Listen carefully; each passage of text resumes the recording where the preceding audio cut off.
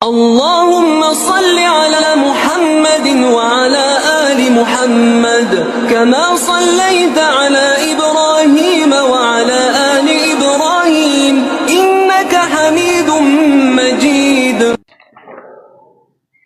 نحمده ونصلي على رسوله الكريم. أما بعد، عن عائشة رضي الله تعالى عنها أن رسول الله صلى الله عليه وسلم قال: من مات وعليه صيام صام عنه وليه أو قال نبينا صلى الله عليه وسلم. صدق رسول النبي الكريم. அன்பிற்குரிய சகோதரர்களே, பெரியவர்களே, ஒரு மனிதன் இறந்து விடுகின்றார் அப்படின்னா அவர் விட்டு சென்ற விஷயங்களில் பொருளாக இருந்தால் வாரிசுகள் பங்கீடு செய்து கொள்வார்கள். அதுபோன்று கடனாக இருந்தால் வாரிசுகள் அடைக்க வேண்டும். அதுபோன்று இபாதத்துகளில் என்று வரக்கூடிய சமயங்களில் நோன்பு என்பது ஆண்டிற்கு ஒரு முறை மட்டும் வரக்கூடிய ஒன்று. இவாதத்துல நோன்பு, ஜகாத்து, ஹஜ், இது ஆண்டிற்கு ஒரு முறை வரக்கூடியது. இந்த மூன்று அமல்களுமே, இபாதத்துகளுமே. தொழுகை என்பதை வாழ்நாள் முழுவதும் இருக்கக்கூடியது. இதை நிறைவேற்றுவதற்கு முடியாது யாரும். அது அவங்க தான் நிறைவேற்றியே தீரணும். இந்த மூன்றில் ஒன்றை விடுபட்டு விட்டது, தவறிவிட்டது என்றால் அதை அவர்களுடைய வாரிசுகள் நிறைவேற்ற வேண்டும். இப்ப நோன்புடைய பாடங்களில் பார்க்கக்கூடிய சமயங்களிலும் ரசூலுல்லாஹி ஸல்லல்லாஹு அலைஹி வஸல்லம் அவர்கள் அதே வலியுறுத்தி சொல்கின்றார்கள். ரசூலுல்லாஹி ஸல்லல்லாஹு அலைஹி வஸல்லம் அவர்கள் கூறினார்கள், நோன்பை நிறைவேற்ற வேண்டிய ஒருவர் இறந்து விட்டார், அவர் சார்பாக அவருடைய பொறுப்பாளர்கள்,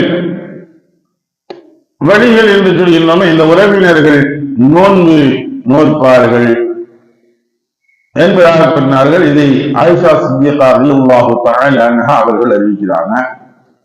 இதே போன்று இப்னு அப்பாஸ் ரலியல்லாஹு தஆலா அவங்க கூறும் பொழுது கூறுகின்றார்கள், பொழுது நிகழ்வுகளை எடுத்து சொல்றாங்க. ஒரு பெண்மணி ரசூலுல்லாஹி ஸல்லல்லாஹு அலைஹி வஸல்லம் அவர்களிடம் வந்து கூறினாங்க, என் தாயாருக்கு ஒரு மாதம் நோன்பு கடமை இருந்த நிலையில் இறந்து விட்டார், அவர் சார்பாக நான் நோன்பு நோக்கலாமா என்பதாக கேட்டார்கள்.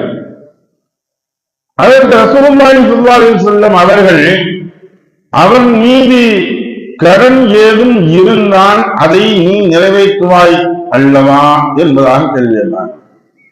அவர் ஒரு கடன் இருக்கு, அந்த கடனை யார் அடைப்பா?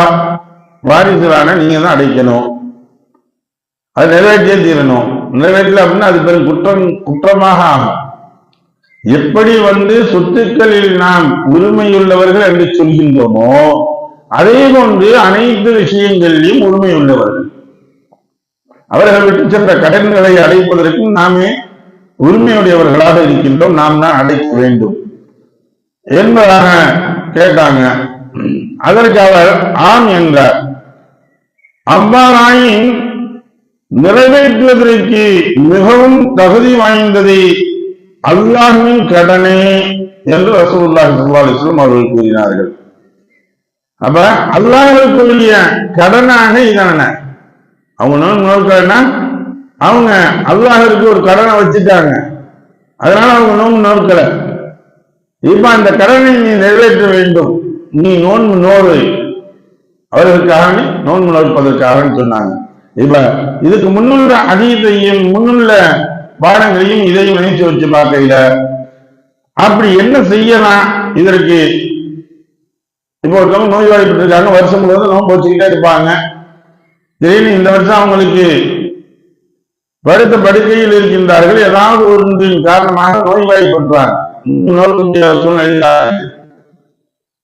இந்த நிகழ்வுகளுக்கு என்ன செய்யலாம்? முன்னாடியாக இதை கழிப்பதற்காக வேண்டி ஒரு ஏழைகளுக்கு பசியமர்த்துவது, உணவளிப்பது என்பது அதற்கு பரிகாரமாக மாறிவிடும். அல்லாஹ்வுடைய வசனங்களை வைத்து பார்க்கக்கூடிய சமயங்களில் அந்த நோய்வாய்ப்பட்டவர்களுக்காக வேண்டி அது செய்யக்கூடியது. அப்படி நம்ம கொடுத்தோம்னா அதற்காக வேண்டி பரிகாரமாக மாறி இருந்து நோன்பு நோற்றுவது போல ஆகிவிடும் என்பதுதான் கூறப்பட்டுள்ளது. எதை படித்தோமோ எதை கேட்டோமோ அது விளங்கி நடக்கக்கூடிய நன்மக்களாக அனைவரும் ஆக்கி அருள்வானாக. வாக்கு தாவன் அல்ஹம்துலில்லாஹி ரப்பில் ஆலமீன். சுப்ஹானல்லாஹி வபிஹம்திஹி சுப்ஹானக்கல்லாஹும்ம وبحمدك ونشهد ان لا اله الا انت ونستغفرك ونتوب اليك. امين. سبحان ربك رب العزه عما يصفون والسلام على المرسلين والحمد لله رب العالمين.